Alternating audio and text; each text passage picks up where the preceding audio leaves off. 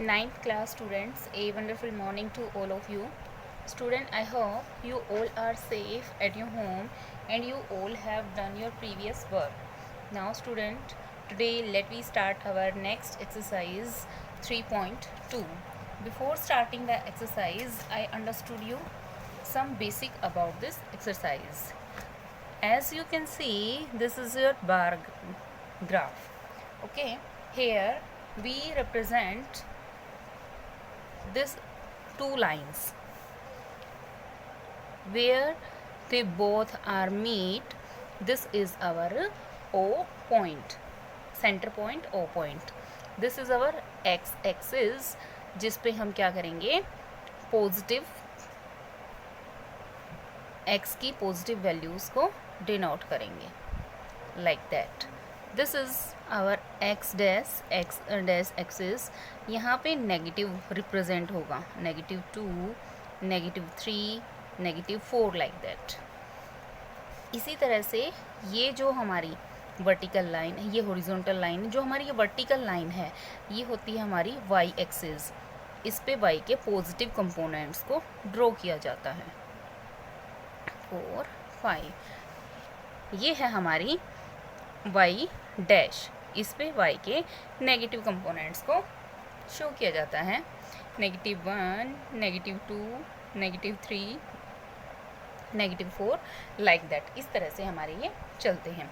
अब देखो, जो मेन बात है वो क्या है, ये हमारा क्या होता है, क्वाड्रेंट फर्स्ट होता है, ये होता है सेकंड, ये इस तरह से चलेंगे. ये क्वाड्रेंट होता है हमारा थर्ड और ये हमारा होता है क्वाड्रेंट फोर्थ. जो हमारे क्वाड्रेंट होते हैं उसके अंदर क्या है, कुछ एक्स एक्सिस की वैल्यूज़ होती हैं और वाई एक्सिस की वैल्यूज़ होती हैं. तो इसमें हमारी जो वैल्यू होएंगी वो एक्स और वाई की होंगी, जिसमें एक्स के भी पॉजिटिव वैल्यूज़ आएंगी और वाई की भी पॉजिटिव वैल्यू आएंगी. ठीक है, मीन्स टू से कि दोनों जो भी हमारे वैल्यूज़ आएंगी वो क्या होंगी, जो हमारे कोऑर्डिनेट होंगे वो पॉजिटिव होंगे.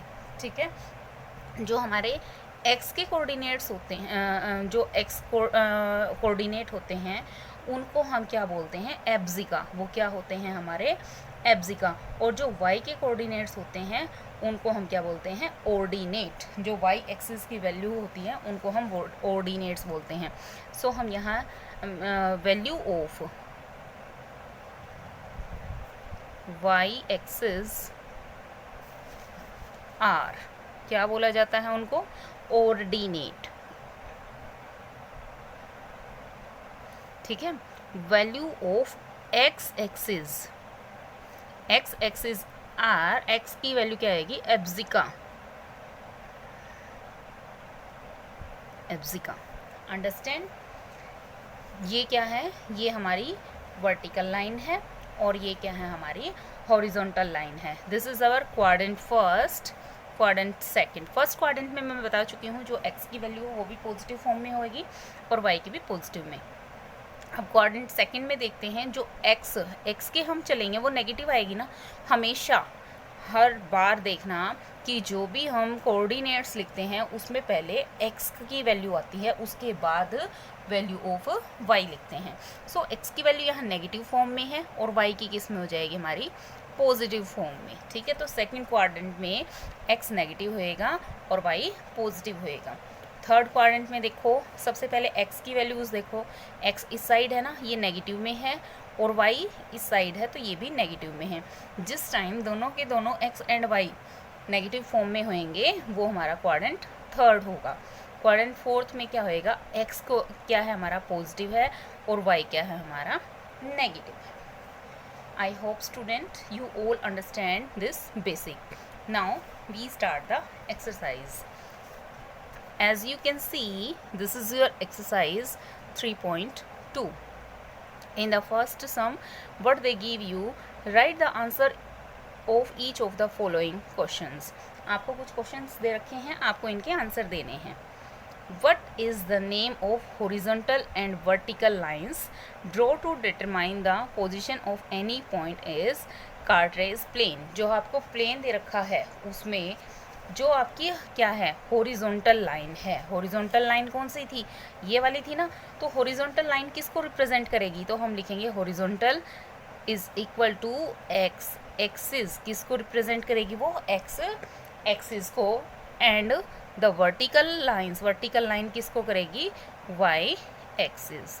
इस तरह से आपको इसका आंसर लिखना है।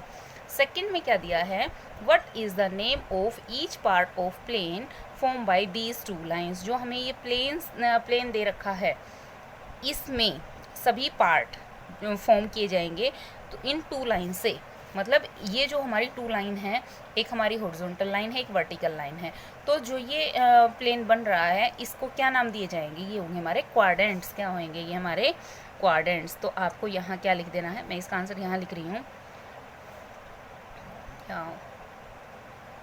क्वाड्रेंट्स। ठीक है, ये आपका सेकंड का आंसर है। थर्ड क्या दिया गया है, write the name of points where these two line intersect. वो नेम लिखना है उस पॉइंट का जहाँ पे टू लाइन इंटरसेक्ट होती हैं। तो टू लाइन कहाँ इंटरसेक्ट होती हैं, ओरिजिन 0 पॉइंट पे, और इस पॉइंट को हम क्या बोलते हैं, ओरिजिन पॉइंट। क्या बोलते हैं इसको, origin point. Next question number second is see figure 3.14 and write the following. हमें क्या करना है, देखो हमें फिगर दे रखा है और इस फिगर को रीड करते हुए, जो ये हमें फिगर दे रखा है, इस फिगर को रीड करते हुए हमें इन क्वेश्चंस के आंसर देने हैं। ठीक है, तो फर्स्ट क्या है, द कोऑर्डिनेट ऑफ बी।